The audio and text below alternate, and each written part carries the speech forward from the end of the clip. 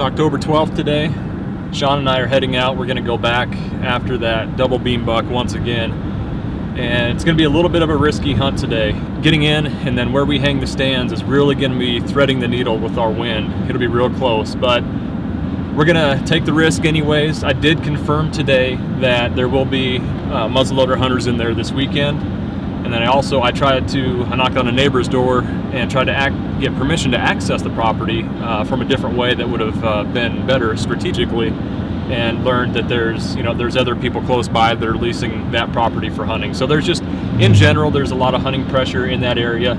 So I think it's worth taking the risk going in on a day like today. We got another cold front, and last time we had a cold front, he was in there in the plot during daylight. So, because I think after this weekend, any pattern that I might have had on this deer is probably going to be disrupted by all the hunting pressure that's going on in there. And so we'll just give it a shot. I'm just going to give it a go.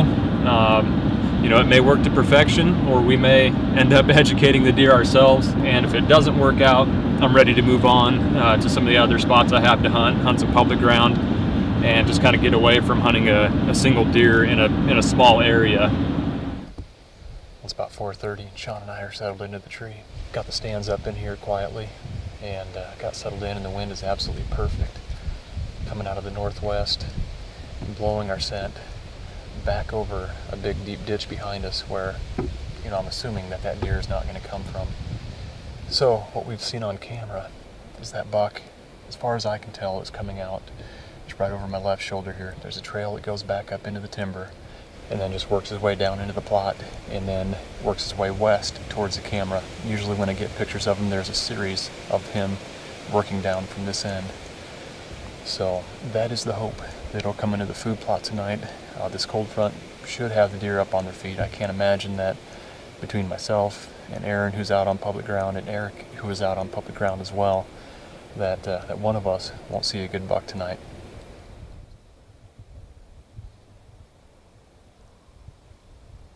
Well, one thing is for sure, that was a beautiful evening to be on stand. The skies have cleared now. Temperatures are dropping. You can see your breath. Beautiful evening, but the buck didn't show up. And we really didn't see that much overall. I think 3 small bucks and a doe, and nothing even really came into the plot.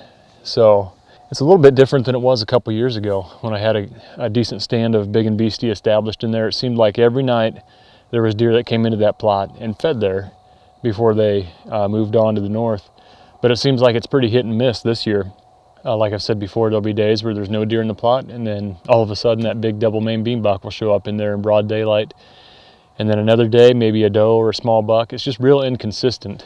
And my guess is that's because of the cattle that have been getting in there, disturbing the area. And then also there's just not a lot of forage there. There's a few, I can see a few spotty patches where the brassicas were coming up pretty good, but the cattle have pretty much stomped or ate the rest of it. So there's not a lot of food in there. But for my part, I'm going to leave it alone now for probably 10 days to 2 weeks.